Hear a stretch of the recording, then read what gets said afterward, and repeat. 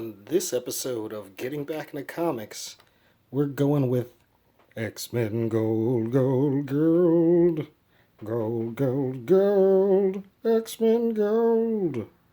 Ah, dude, this is some prettiness right here. From the very start, and I'm really loving how they do their little thing like this. I love it. It's just so much better than the little heads. I know the heads are classic, but the X-Men have been around for a while. It's time to upgrade, be trendsetters, innovators. That's what we do. That's how it's done. And so 90s. If you look at the shading, very much like the lines, and of course, Old Man Logan's been shot in the face by Sentinels so much. He's like, dude, what? I don't. Yeah, take your shot, kid. And we got Gambit up in this, and he is still sporting the headband. Man, talk about some classic getting back into comics. Guys, this is some good stuff, man. This is some good stuff. First of all, I gotta praise the art in here. Like, all the faces in this entire comic are very expressive, and they're used very well between the artist, inker, color, everything. In fact, here, let's get in with the classic breakdown, lets you know who everybody's coming in. We got Kitty, who's the head of the team, head of the school. We got Storm is in this one. Surprised to see Storm here. There's a big roster. I'm surprised she would answer the call of these mayonnaise mutants. Yeah, I'm looking at you, Black Panther and the crew. Oh. It's but we got the sweet dude, we got Nightcrawler, Colossus, and oh god, what are we calling ourselves now?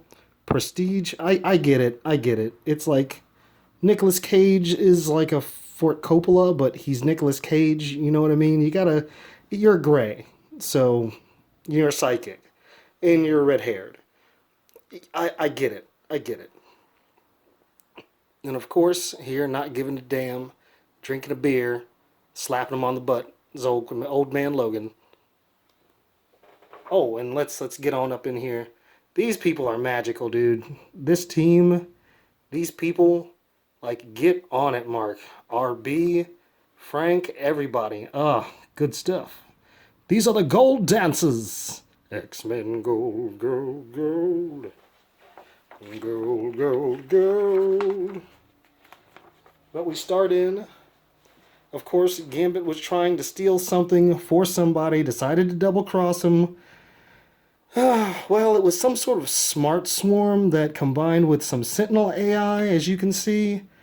And what of course, a butt of gauze. Oh man, and he's still sporting the silver kicks, the jacket, and wait, what the hell? What's this? Why does he have a stocking cap on? This is like the hat. This is like the infamous Roy hat. Why are we giving my man a stocking cap? Oh well. Well, let's get on with it. Well, it has been a while. Maybe it's covering up a bald spot. But of course, this new breed of Sentinel gives it the old kill all mutants Sentinel University college try and kicks my man Remy off the side. And who swoops in swift as the wind? Aurora Monroe. Storm. Blue.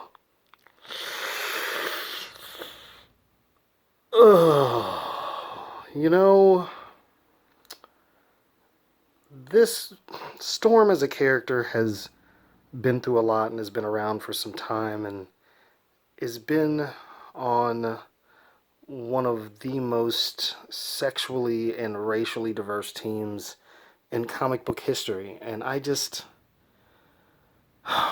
See, I don't particularly follow Black Panther. He was not really my guy.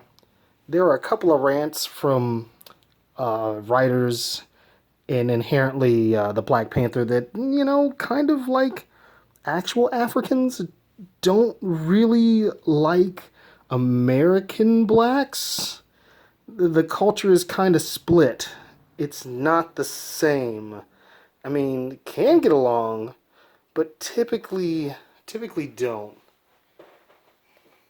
But anyway, uh, just if I was writing that book, there would be some different opinions espoused, and unless something happened to these characters that would make them change in such a way, dude, you don't just start.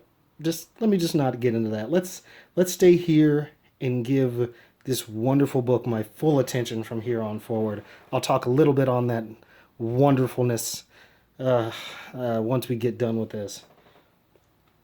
But there's a really sweet and in my opinion telling line where he comes in. It's like, Remy's like, oh, hopefully you brought your friends, and Storm's like, I'm kind of surprised at you. They're your friends too.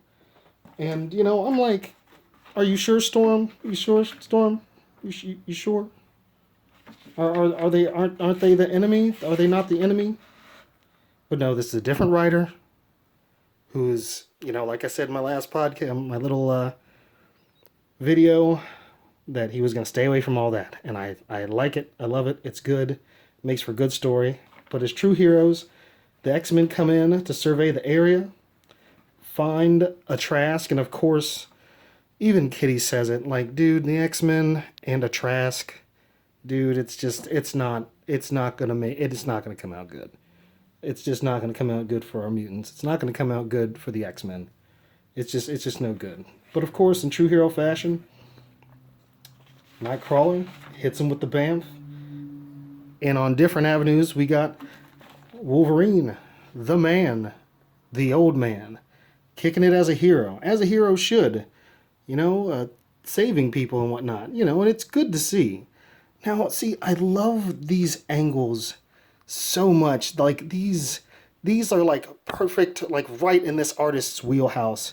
But when you shrink them down, if you notice, my man's kind of got the Genki leg. And if we go back a little bit, just a page, I think we have a doppelganger that's playing Kitty Pryde's stunt double. But no, I'm sorry. I'm not going to get in on that. But, like, I love the expressiveness of the faces. It really sells the emotion of the story.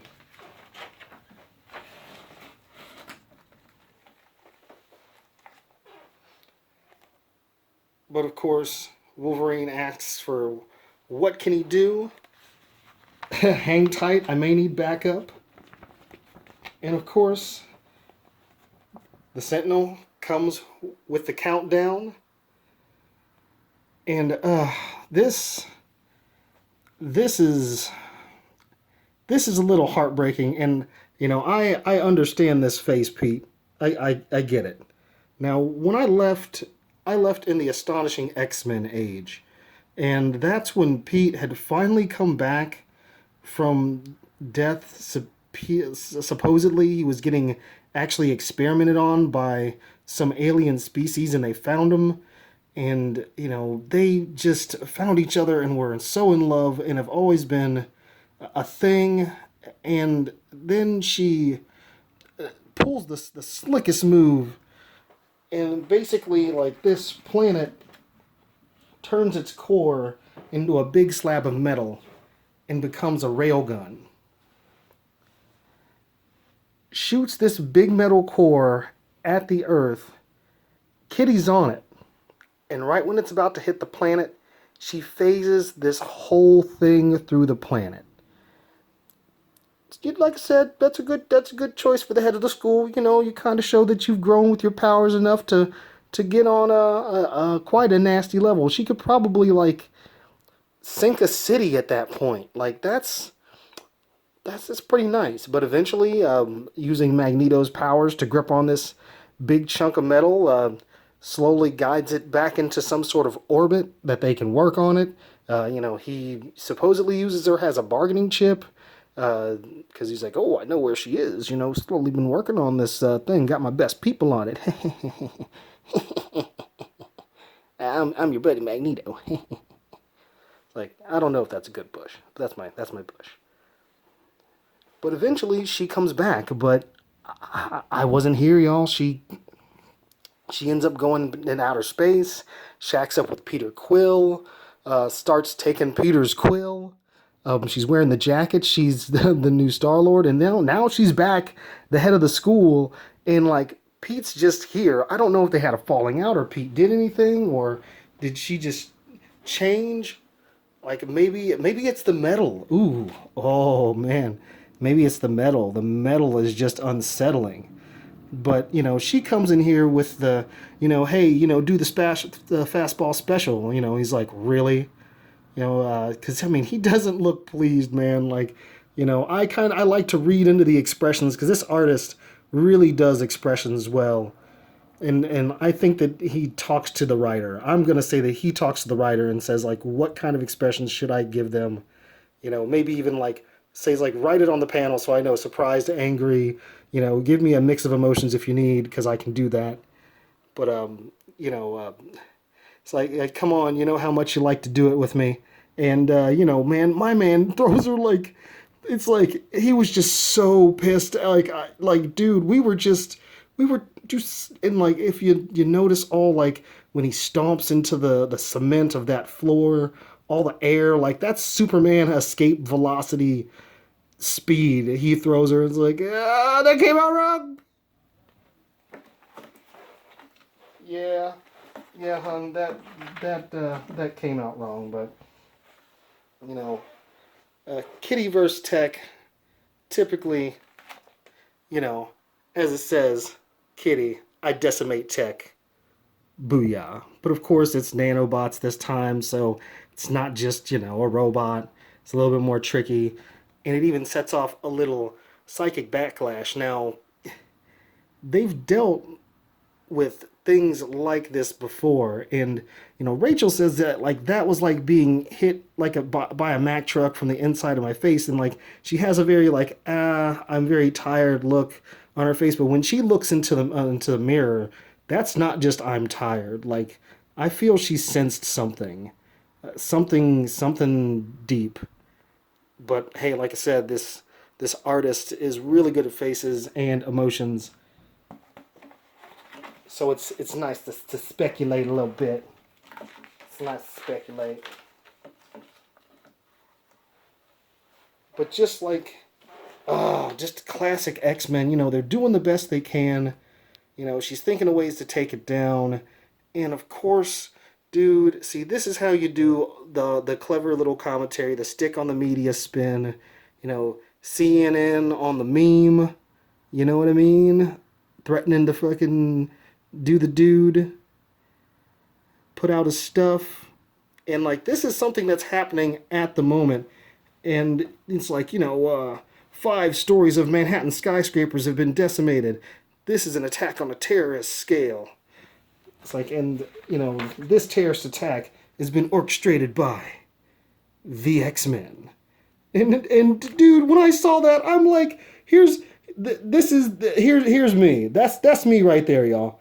That's me. I was like, what? Like, this is breaking news. Like, you don't know what's going on. Like, the amount of slander, the just the retractions. Like this lady would be done.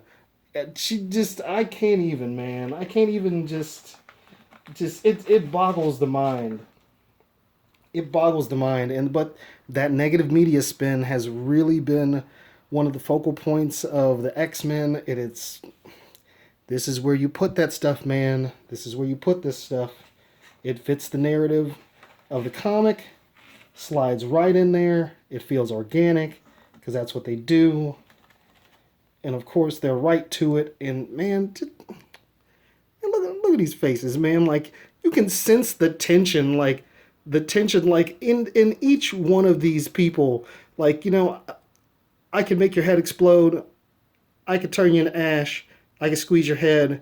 I could pull your brain out of your skull. I could lop your head off. Talk. Like, just don't sit there with this doughy-eyed, like, what do you want from me? There's only, like, 50% of my creation out there decimating the city and people think it's the X-Men. What do you want me to do about it? Oh, dude, man, just cut the crap. And of course she's like, I don't know. I mean, I would have if Remy didn't try to double cross and just throws him under the bus. And you know how I said a second ago, that pop in the head thing, just making the head explode. Yeah, I'm thinking that's going through that mind right now. It's like, dude, you're lucky I am a thief, because I could have joined the Assassin's Guild many times over, Cher. Oh, many times over. Ugh.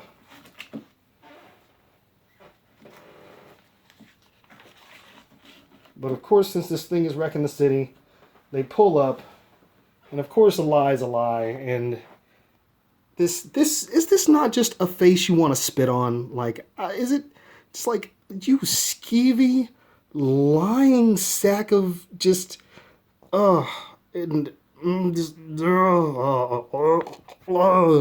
just her face gives me fits now.